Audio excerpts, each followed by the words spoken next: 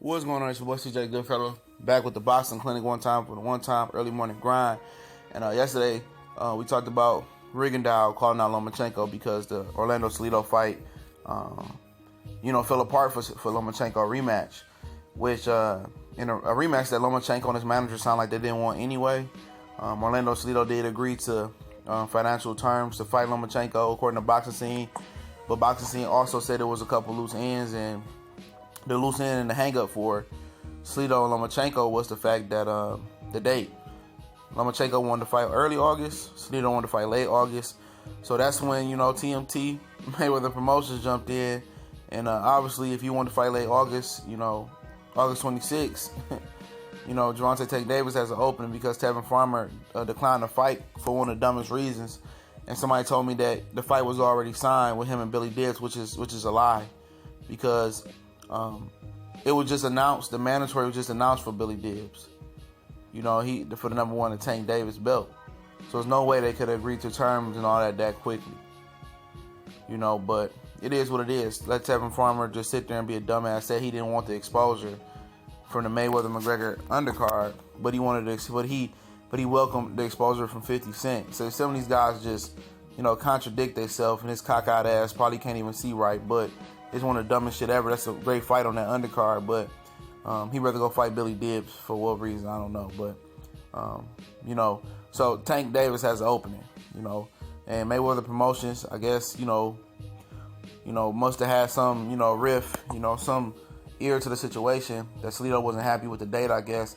And it sounds like, according to Boxing Scene, it sounds like they're going to offer Salido more money to fight on the Mayweather McGregor undercard versus Tank for a belt as well at 126 pounds.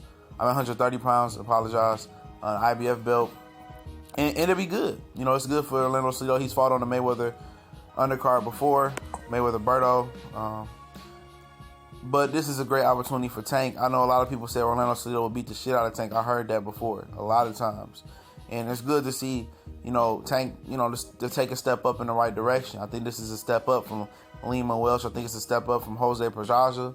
I think he can show his class in front of, a lot of A-listers in Vegas, and, probably 5 million people paying for it at home.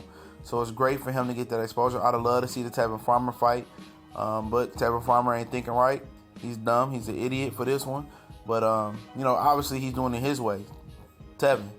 But for Tank, it's the chance to knock out Orlando Salido. Do something that Lomachenko couldn't do something that Mikey Garcia couldn't do something that other fighters couldn't do. He beat Lopez, Juan Lopez. He beat Robert Guerrero.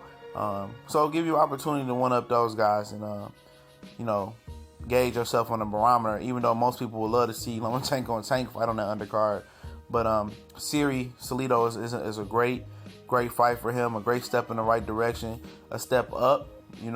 And it'll be funny to see. It'll be fun to see which approach he takes. Will he box, or will he try to prove Macho Man with a Mexican tough guy, Orlando Salido, that he can bang with him on the inside and knock him out?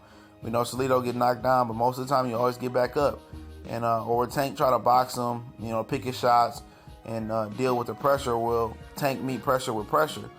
And if he meets pressure with Salido, I think he gives Salido more of a chance to win and test his chin as well and test his stamina, because we know Salido always coming in top shape for the most part.